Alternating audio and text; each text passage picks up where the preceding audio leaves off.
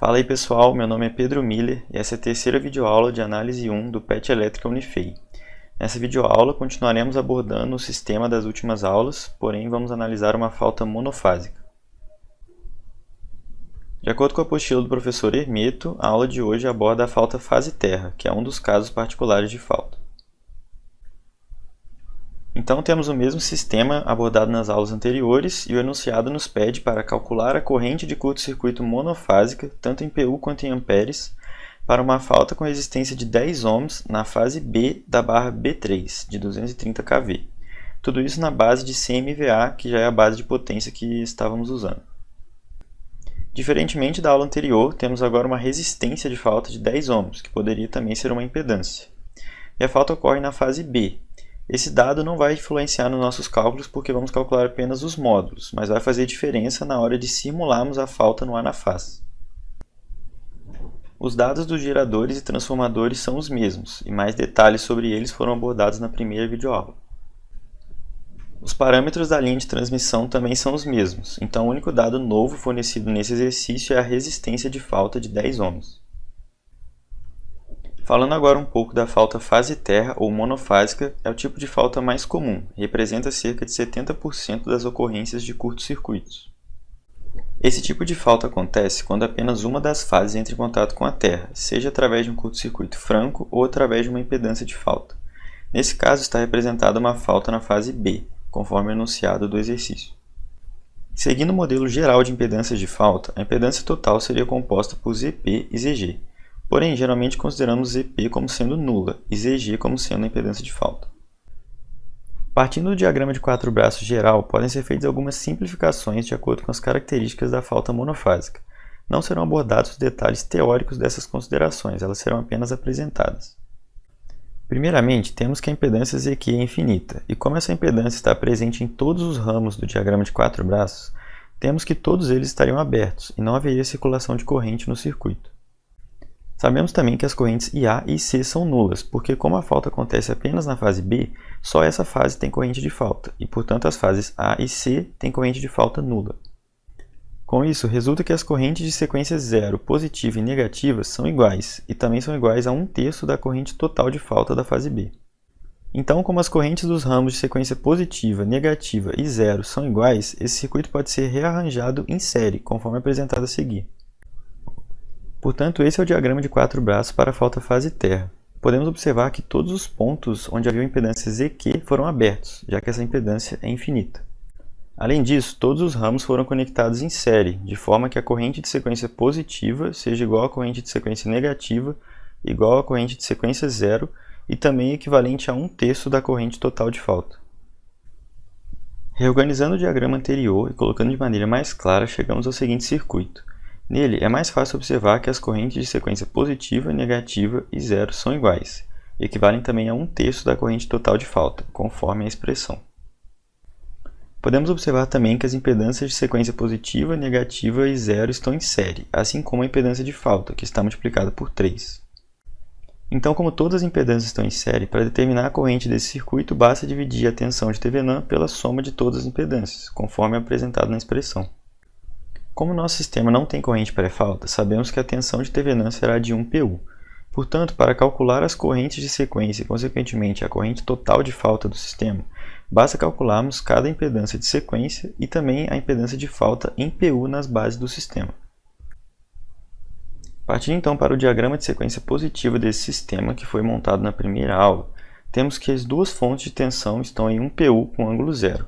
Portanto, como elas têm tensões iguais, não há corrente circulando no circuito. Então, a tensão será de 1 PU em todos os pontos do sistema, inclusive na barra B3, que é onde ocorre a falta.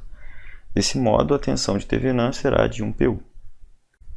Para calcular a impedância de sequência positiva, basta curto-circuitar as duas fontes presentes nesse circuito. Então, chegamos ao seguinte diagrama. A partir dele, para encontrarmos a impedância de sequência positiva, precisamos encontrar a impedância equivalente entre a barra B3, que é a barra onde ocorre a falta, e a terra. Observando o circuito, vemos que existe um ramo em série que está em paralelo com outro ramo em série. Portanto, calcularemos as impedâncias equivalentes de cada ramo e depois faremos o paralelo entre elas. Primeiramente, chamaremos de ZA a soma entre as impedâncias da linha de transmissão do transformador T1 e do gerador G1. Efetuando os cálculos, obtemos o seguinte valor. Já o ramo da direita equivale à soma das impedâncias do transformador T2 e do gerador G2, que foi chamada de ZB. Efetuando a soma, chegamos a J0,1PU. A partir disso, o circuito consiste apenas entre o paralelo das impedâncias ZA e ZB que foram calculadas. Portanto, vamos efetuar o produto sobre a soma dessas duas impedâncias. Substituindo os valores calculados e efetuando os devidos cálculos, chegamos então à impedância de sequência positiva para esse sistema. É interessante observar que o ângulo dessa impedância foi de praticamente 90 graus. Isso ocorre porque a parte resistiva, representada pela linha de transmissão, tem um valor muito inferior à parte reativa, representada por todos os outros componentes do circuito. Lembrando da nossa primeira aula, as impedâncias de sequência negativa adotadas foram iguais às de sequência positiva. Portanto, a impedância resultante de sequência negativa será exatamente a mesma calculada para a sequência positiva. Partindo agora para o diagrama de sequência zero, que também foi apresentado na primeira aula, temos que a impedância equivalente a partir desse ponto será o paralelo desse ramo com esse ramo. Portanto, chamando o ramo da esquerda de ZA, ele será a soma da impedância do transformador T1 com a impedância da linha de transmissão, e efetuando os cálculos obtemos o seguinte valor. Denominando a impedância do lado direito de ZB, fazendo a soma da impedância do transformador T2 com o gerador G2, obtemos J0,1PU. Mais uma vez, de forma semelhante à impedância de sequência positiva, temos que a impedância de sequência zero será dada pelo paralelo entre as impedâncias ZA e ZB. Portanto, efetuando o produto sobre a soma e substituindo os valores, efetuando os cálculos, obtemos o seguinte valor para a impedância de sequência zero desse circuito. Assim como para as sequências positiva e negativa, o ângulo dessa impedância foi próximo de 90 graus, pois a parte resistiva do circuito tinha um valor muito mais baixo do que a parte reativa. A presença de uma impedância de falta significa que o condutor de fase não entrou em contato direto com a terra, e sim através de alguma impedância, como por exemplo, um galho de uma árvore que cai e entra em contato entre uma das fases e um ponto aterrado. Nesse caso, a impedância de falta está sendo representada pela variável ZG, que foi fornecida no enunciado como tendo um valor de 10 ohms. Para aplicarmos esse valor no circuito juntamente com as impedâncias de sequência, temos que passá-lo para PU nas bases do sistema. Isso pode ser feito dividindo-se a impedância de falta em ohms pela impedância base do sistema, que equivale a multiplicar essa impedância em ohms pela potência base do sistema sobre a tensão base do sistema ao quadrado. Substituindo então o valor da impedância de falta de 10 ohms, da potência base do sistema de 100 MVA e da tensão base da barra onde ocorre o curto-circuito de 230 kV, chegamos ao seguinte valor para a impedância base em PU, de 0,0189. E assim nós temos todos os valores necessários para calcular a corrente de falta, segundo a fórmula apresentada anteriormente. Temos a tensão de Thevenin de 1 PU com ângulo zero e acabamos de calcular as impedâncias de sequência zero, positiva e negativa, assim como a impedância de falta em PU.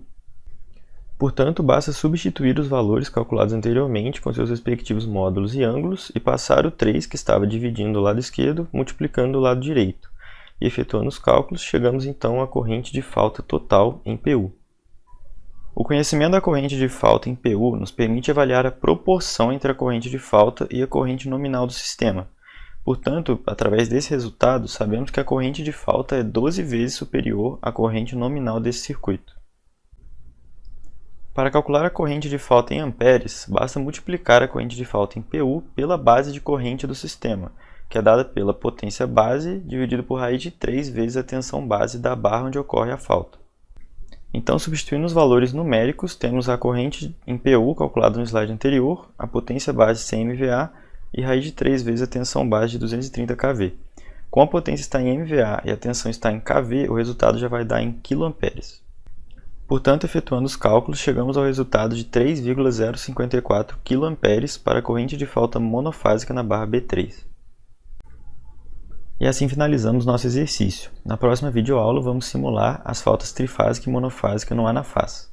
Muito obrigado pela atenção e até o próximo vídeo.